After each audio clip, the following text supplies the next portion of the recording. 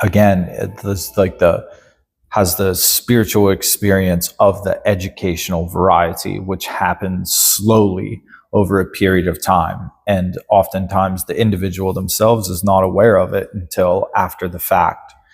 And like I think it's one of the 12 promises too, that it's like your whole attitude and outlook upon life will change, right? And so I think it's important to maybe take like a scientific perspective as to what that means. Like if we think about like neural networks and neuroplasticity, right? And in order for a person's attitude and outlook on life to change, well, therefore there must like neuro connections or neural networks in the brain they have to become like changed, right? Like something cognitively is changing, right? And so I think that it's important to kind of like look and see at how the 12 steps actually working, through all 12 steps kind of like changes a person's neural networks, right? Yeah, because ultimately what we're doing, I think, by working through these steps is we're changing the way that we think, basically, in a nutshell. And yeah, it's designed to do that. It really is. And because we had a thinking problem. We didn't have a drinking problem. We had a thinking problem. Yeah. I heard old timers say that. And I thought, what the hell is he talking about? Yeah. I understand the concept now, because it was always, I drank because of the things that I told myself. I felt sorrow because of the things I told myself. I relived trauma over and over because of the things that I told myself. All of these thoughts that I would hear in this mental conversation with myself was constant. It was repeating, and it was never ending. And through the 12-step program of Alcoholics Anonymous, within just a couple of years, I did notice that the way that I thought had changed. My perspective had changed. My view of the world changed, and therefore my world did change. Yep. Yeah. So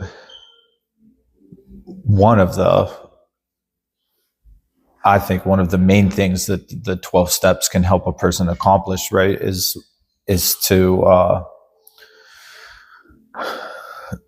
bring a higher level of awareness to oneself, but also like kind of guide a person to recognize what is considered to be the bondage of self, right?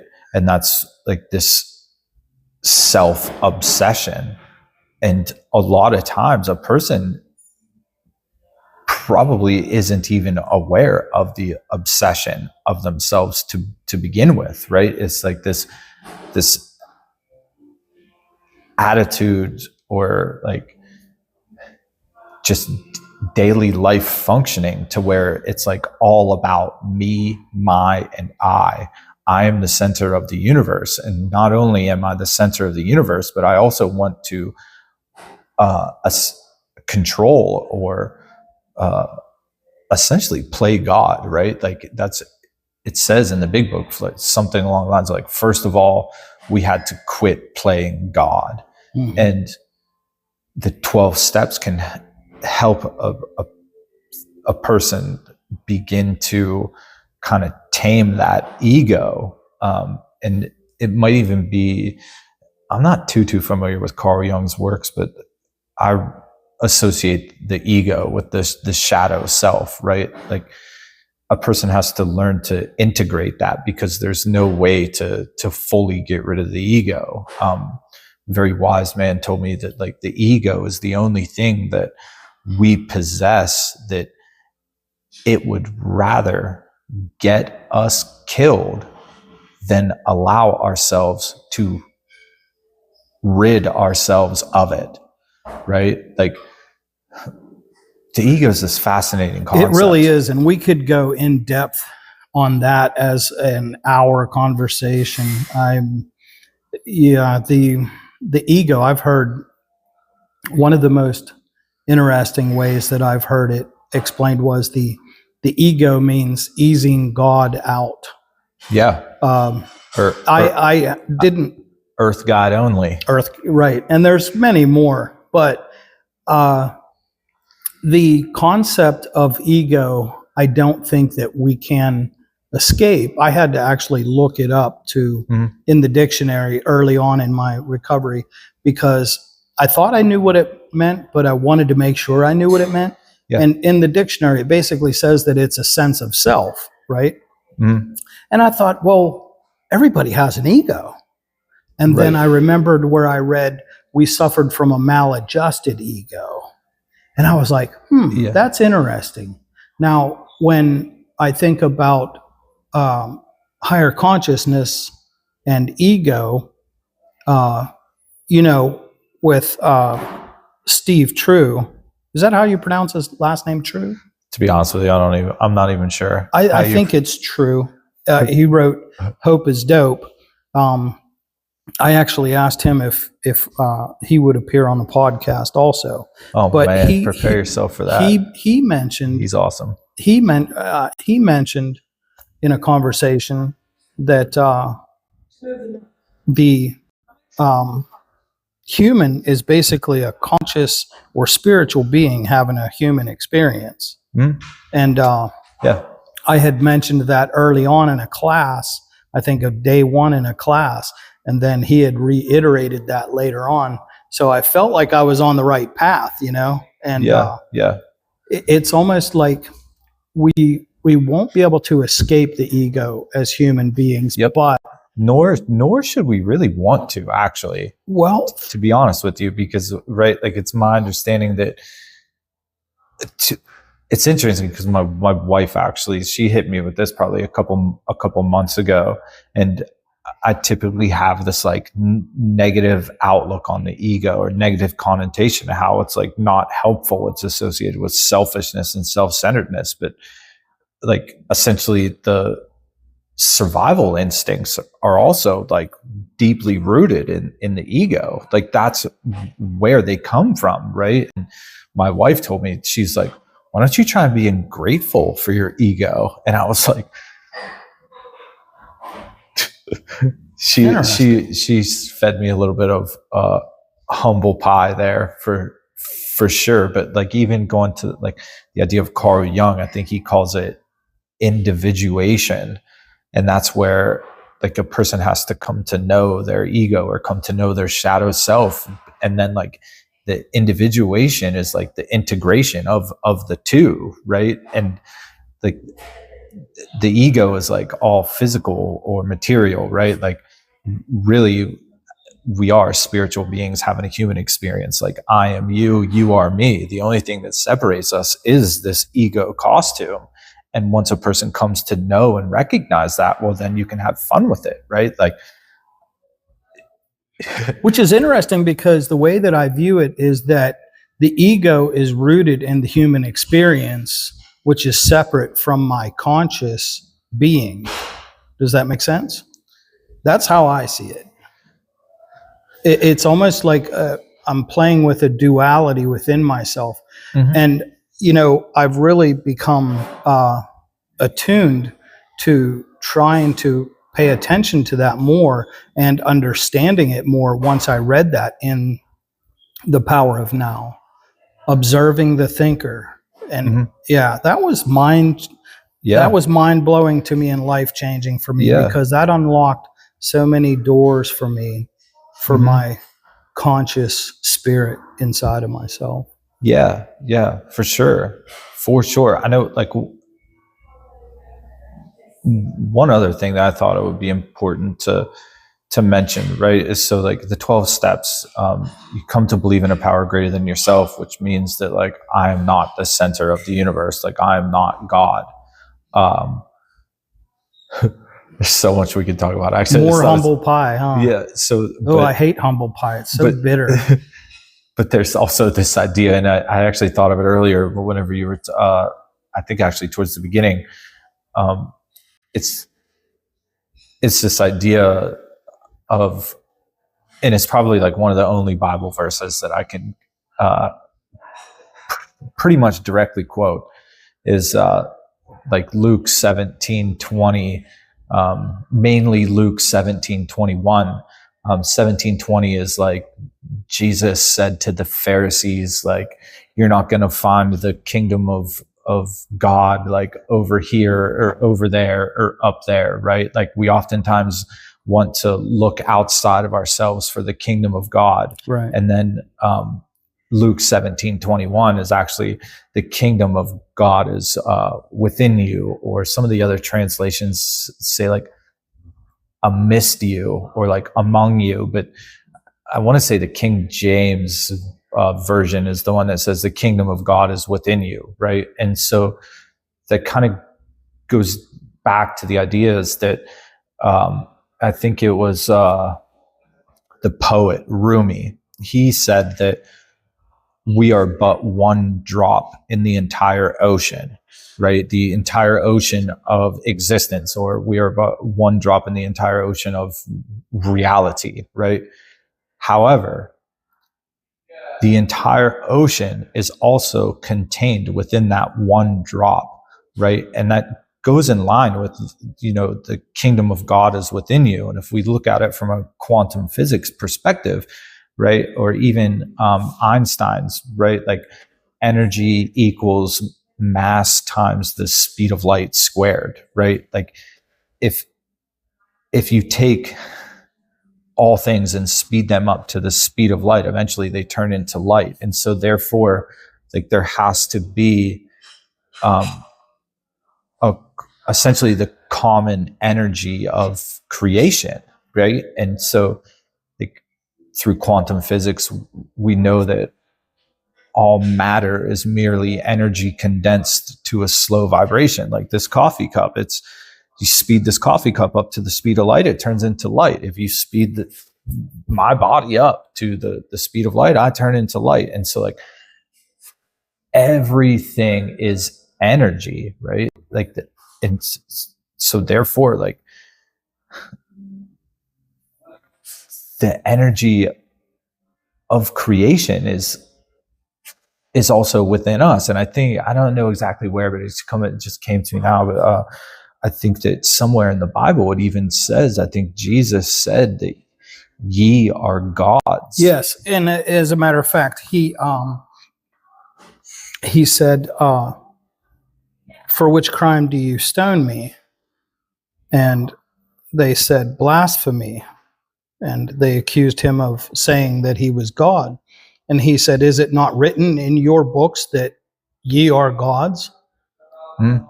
So this is, there are so many parables in the Bible that I think sometimes have been taken at face value and lost or overlooked the meaning of what what the intentional lesson was. And I believe that the lesson that was there for us to learn was to raise our awareness. It's like the servant waiting for his master to return.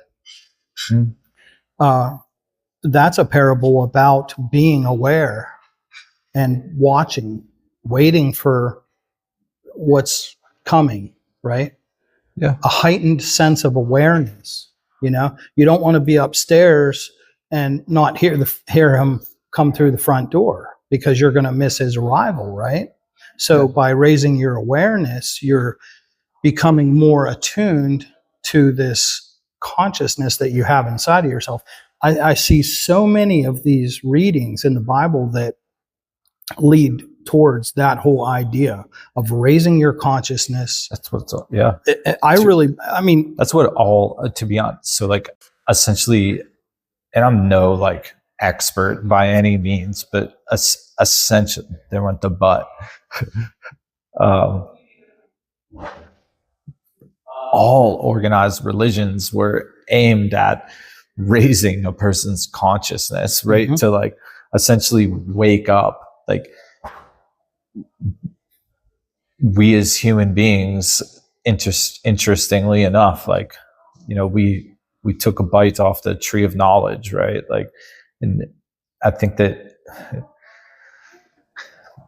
look on the back of your iPhones, and what's the symbol on the back of your iPhone, right? It's an apple with a bite taken out of it. So like, what does that mean to you all?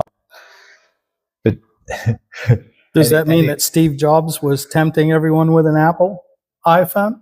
Well, I think really what it comes down to, right? Like, if we look at like the tree of knowledge, you know what I mean? They took a bite from the fruit from the tree of knowledge, right? And what are we in now? We're in what they consider the information age.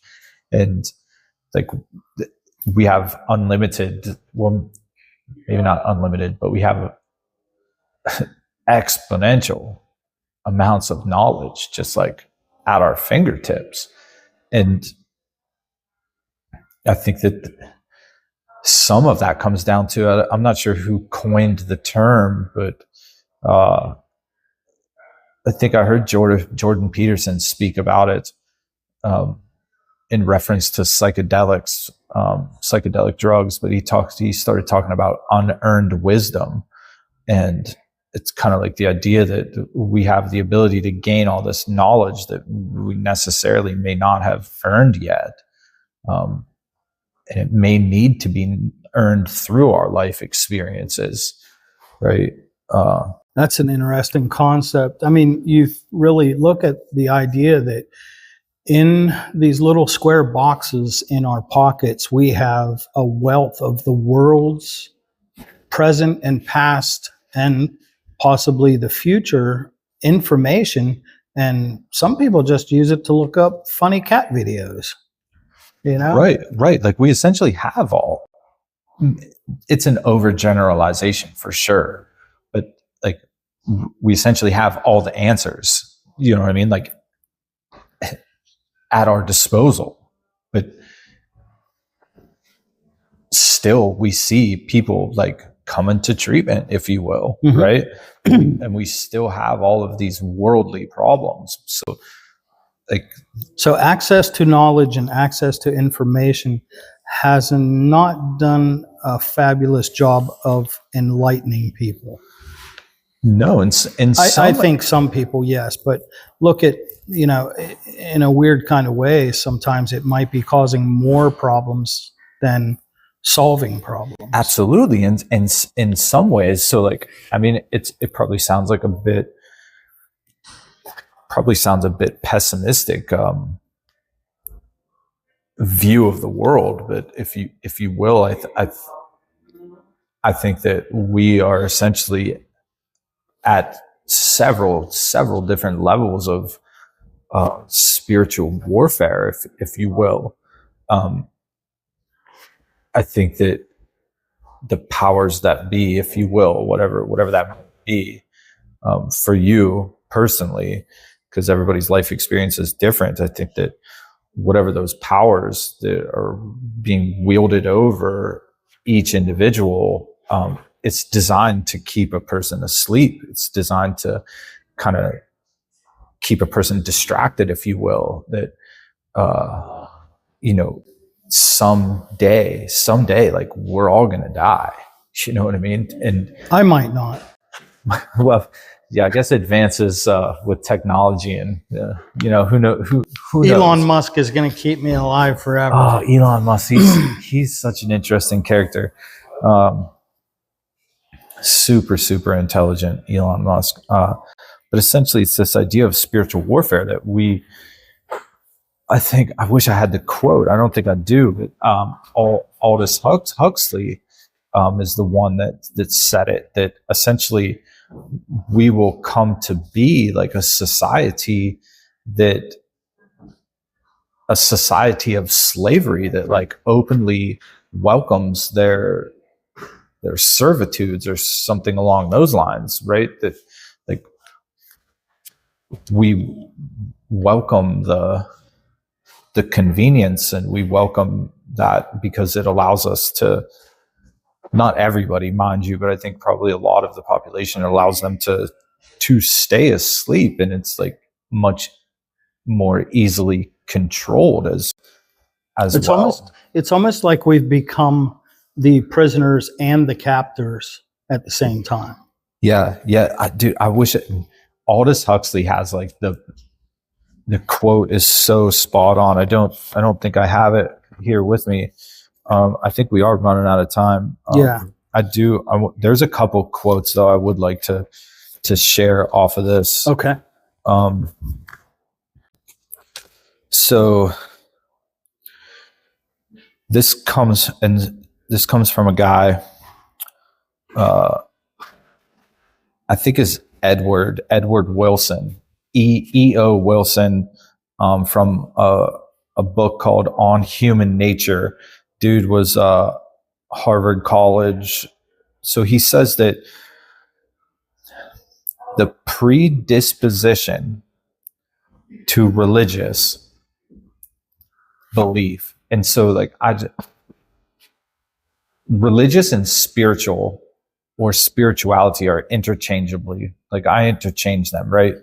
So I'm going to say the predisposition to spiritual belief is the most complex and powerful force in the human mind, and in all probability, an ineradicable part of human nature. So I don't know that much about it, right? But I think around 2004, they discovered what they call the God gene, right? Like it's particle. Yeah. Like it's in our genetic makeup. Like, and it's also like, it explains to me that like, if we have this predisposition to pursue spirituality of some degree or another, and this guy's saying it's the most complex and powerful force in the human mind, in all probability, ineradicable, is an explanation of that.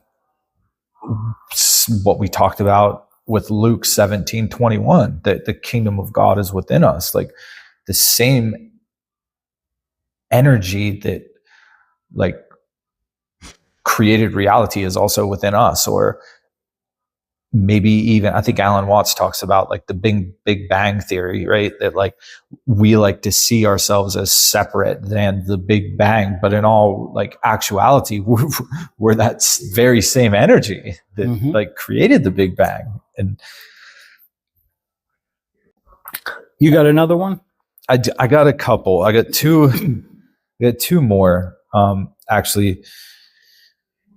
So this comes from a book. It's called Natural Law in the Spiritual World by Henry Drummond. And I love Henry Drummond. Actually, a coworker of mine who shared so much wisdom with me. He's the one that showed me this, and it just really, I don't know, it's powerful. So mind you, this book was also written around like the turn of the century, right? Like early 1900s. It says, we have already admitted that he who knows not God may not be a monster. We cannot say he will not be a dwarf. This precisely and on perfectly natural principles is what he must be. You can dwarf a soul just as you can dwarf a plant by depriving it of a full environment, right? And so let's go back and look at that a little bit, right? So like we have already admitted that the atheist or the agnostic, or we have already admitted that the person that refuses or fails to incorporate spirituality or spiritual principles throughout their life, we cannot say he will not, or sorry, he may not be a monster, right? We cannot say he will not be a dwarf, right? this precisely on perfectly natural principles is what he must be. You can dwarf a soul just as you can dwarf a plant by depriving it of a full environment. And so like our soul, if we only provide it with the physical and the material world for growth, which it's pretty big, and that was still big environment, but it's still limited, right? So if we expand that to like the spiritual realm, then like the environment for growth is just increased a ridiculous amount. And I think that my experience has been that it feels better. It feels better to not be selfish and self-centered, right? Like it feels better to live life from a place of love, empathy, compassion, forgiveness, seek to understand rather than to be understood, to comfort rather than to be comforted. The St. Francis prayer, it says that it is by self-forgetting that one finds, right? And it naturally feels good to live life like that on a daily basis. And if we look at like neuroscience, right, like has come to and shown that like virtues or spiritual principles, what I like to call them, like they actually affect like the feel good neurotransmitters in the brain, right? Like dopamine and serotonin and endorphins. Endorphins is endogenous morphine, right? Like the body's capable of making its own morphine. Endogenous means that it's just made within the body. And so like practicing these spiritual principles actually, like,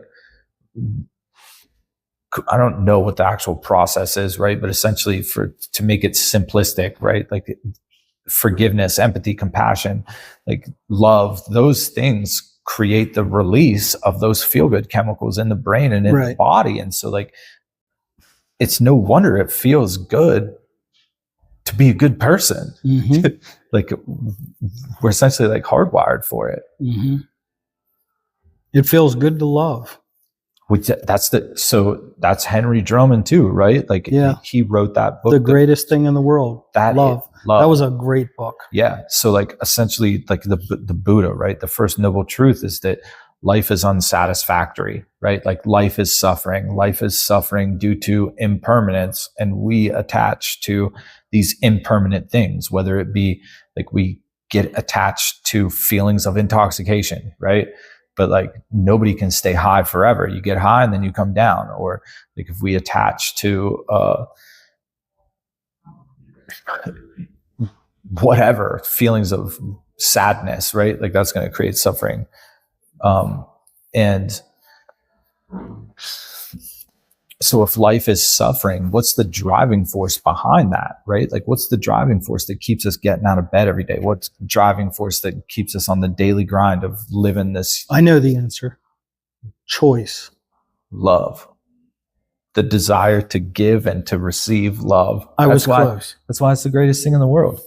and I'll finish with, I heard some lady say one time, and she said that there's an infinite amount of love in this world. And so therefore we should give and receive it freely. And that's what what the Beatles say about love. All you need. Yep. Love is all you need. And love me do. Yeah. To be honest, they did say that. Yeah. All right. Well, we are about out of time. Check out our channel on YouTube. Any Recovery Topic is Art. Check us out on Facebook. Any Recovery Topic is Art. I want to thank Billy for joining me today. Thank you. And before we go, just real quick, 2 book recommendations. Oh boy.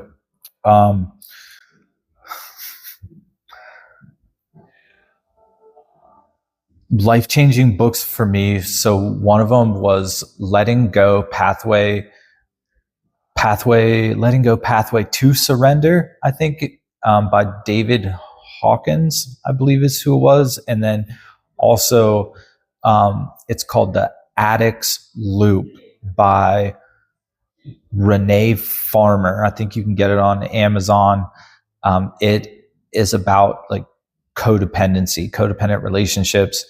I'm going to give you 2 more also, just because I really like those. Hope is Dope. And then if you want to expand that, go to the book New Eyes. That's a really good book. It ties, Also science. by Steve True. Yeah, science. Hopefully Nikki gets him on here eventually, for sure. All right. Well, thank you all for watching. If you'd like to take part in one of the interviews, leave a comment below or a comment on the Facebook page. Thanks for joining us. This episode has been brought to you by Vintage Coffee House, located at 209 South Main Street in Butler, Pennsylvania. They have lots of spacious room for reading, conversating, or whatnot. Hot coffees, pastries, cold coffees, cookies, and even gluten-free items. They even have specialty teas. So come on down to Vintage Coffee House, Butler, Pennsylvania.